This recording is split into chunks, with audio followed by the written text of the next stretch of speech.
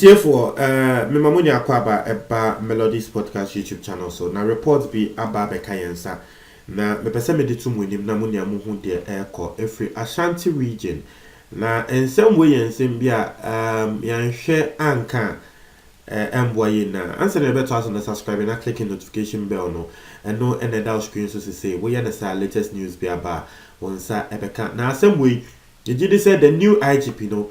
He's actually painting a picture say where you're very genuine, where you'll be a sebe, once so seven producer and kwasi so. In the same way, you say a new IGP no, so was sorry na wosumye. Now, as some say, police for Yabaka said the police is actually being fingered in this. As some say 4 armed robbers be na yediomo ato remand. Prison custody no, allegedly. The yatse and they say one more escape. One more than every prison ho. Ewo Kumewu ewo Ashanti region. Na senia engrofo way edwane ye no. It is still a mystery because wo hwe baby ana ye de omo ato na. Wo bia unhu say they actually broke out.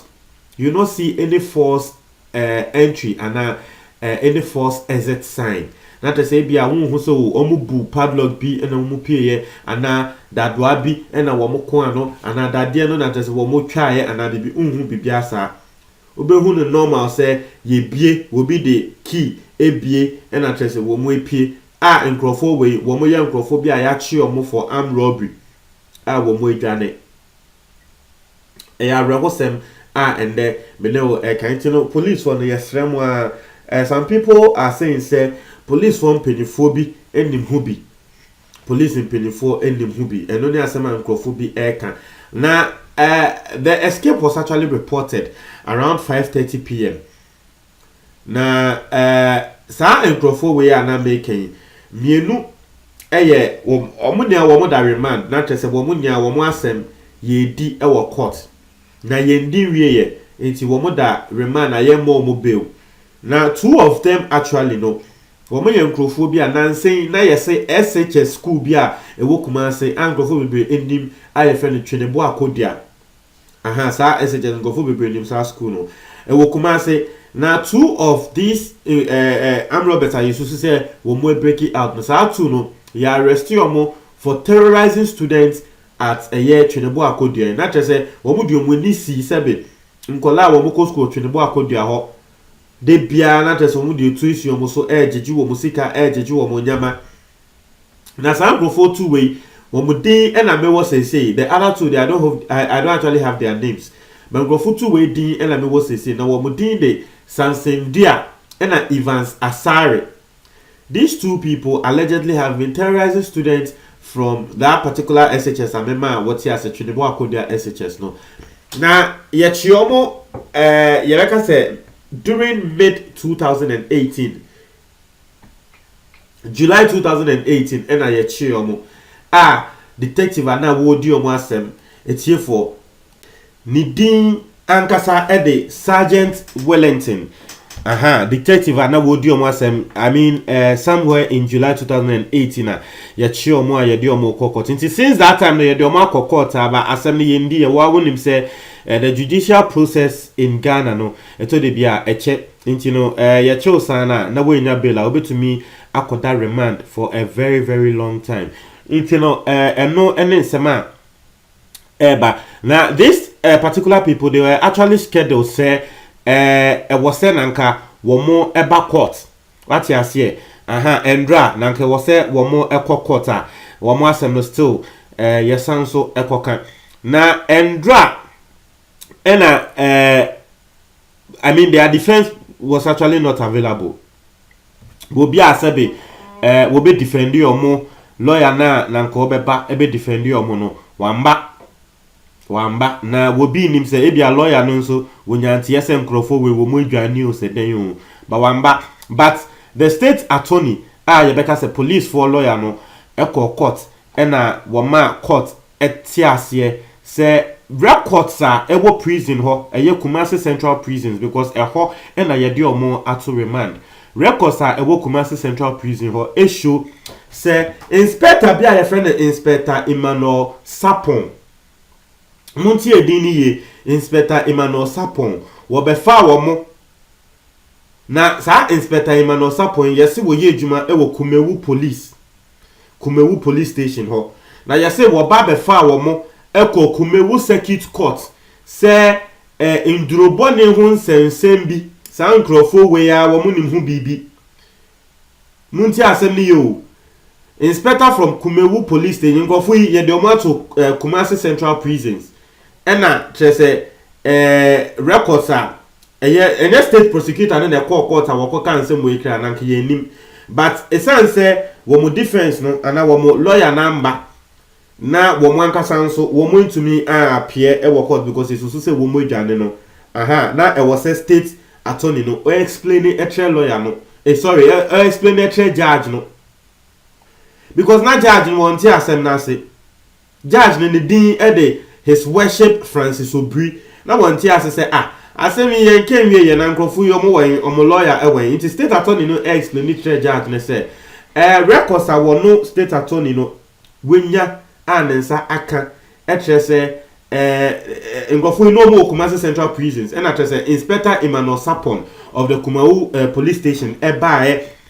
nkrɔfo wei sɛ wɔde ɔmo ɛkɔ Kumewu circuit court because nkrɔfo wei din apue mu ɛwɔ ndurobɔne a yɛbɛfɛ no narcotic offenses na kyerɛ sɛ ebia saa cocaine ne saa nsɛm no nkrɔfo wei cocaine nsɛm bi aba na nkrɔfo wei a din ɛsan so ekopie mu wɔ hɔ nti yɛde ɔmo ɛkɔ saa court no na kyerɛ sɛ wɔn akɔ testify na ɛnomwa na wɔnim that's the only record they have but wɔn yɛ nhwehwɛmu no wɔn hu sɛ daabi nkrɔfo wei ɛyɛ ade a wɔn adwane because if for nothing at all kana they are in the Kumasi Central Prisons wo de ɔmo akɔ court na obi anim sɛ court deɛ ɛnyɛ sɛ court wokɔ tena hɔ for 2 days 3 days daabi court deɛ 1 day wokɔ ne yɛkenwi a yɛ agye case inti baby a nipa ko ne da bia no ɛsɛ oyɛ den wo san so ɛde no ɛkɔ but since then yɛmfo mo amba wo ma yɛ mo adwen sɛ wo mo be domo suko na wo mo domo suko no mo hu sɛ embrantie wei ɛyɛ ade a wo mo adwane na wo mo ɛyɛ wo mo ana wo mo di asɛm ne kran susu sɛ it is very mysterious in the way sɛ wo mo susu sɛ police fo bi ɛna abo embrantie wei ama wo mo adwane nti ndam ne wo kase wo kɔ ɛyɛ the Kumewu police one ana the police in Kumewu a wo mo nyina wo ma yɛ din ɛwɔ asɛm wei ho wo mo mpanyimfo wo mo nkola o kyerɛ wo bia yɛ din wɔ asɛm wei ho a wo bia pɛ sɛ ɔbɛbɔ asɛm wei ho kyerɛ sɛ obi a pɛ sɛ ɔbɛbɔ so kraa obi a pɛ sɛ ɔbɛbɔ so because sɛ wo bɛkae a initially metrɛw sɛ asɛm wei no is very mysterious because Emrantie no they didn't break out of the prison yes wo hwɛ akwai sɛ your friend say takrade kidnap girls nsɛm no once you chase our suspect Utodek Sam Wallace Utodek no you no for the very first time no you san so release no na wo hwɛ circumstances a wano so yɛ release na wo be no say he didn't break out and they say we break it out police ni bi ne ko bie no na police penny IGP ebe ma police for no ultimatum say ye mama 1 month say monko hwehwe Abrantie ne mbra anye sa mo police for ne nian so ye beche mo atum ansa na police for no esan so koche Abrantie na ba na trese na wo mu nim hu bibi so this particular matter misusu say IGP no e was say wo bem na wo be ma similar warning say more because asem we dey mutumi nche me say Abrantie na kasa na di key ebie we ekoye Kumewu police for obi na ebe free Abrantie na nka mo be kan but wo mu ne mo ayedin e wasem we ho nti no the IGP should actually take this matter on na IGP no woma police for nanti as just like the way the year takrade for na wo ko hu no misusu say wo yes police for nankasa ebe kwa koche Abrantie we aba na these are the details I actually have for now these are the details eda mepuno so sesei na montre mwadwen e wo comment box ni motiefo montre mwadwen e wo comment box ni na asemwe mo amonim se meni eduetwe pa the latest on this particular matter no me de ebe bremo na I just want to say one thing I just hope say send ya wo moka say mysterious na I just hope say it should remain mysterious so I just hope say yeah, later be finding out that it will be something we all understand. Say, oh, maybe the police don't have a hand in this. But if it comes out, say police don't, woman be a fan one. Not just say currently Ghana has say in for trusty police. The credit they make actual. Currently in this country, people don't even trust the police. Because in Gofusu say police needed the only man say we brutalize victims, or brutalize reference civilians. What you say? It's like we get to hear of the bad deeds of the police more, and it's not something that is good for the image of the police. Yes, I know. Sebi, ye bo will be chrono cran. I want to me friend police or because of because I name police or maybe friend or crano. A branch away. Moko chino etumu mo sanso beba be releasing no. Until what this will actually do, they say mob injustice a debia can say enye no. This will actually increase mob injustice because in Crawford eche kronfwa.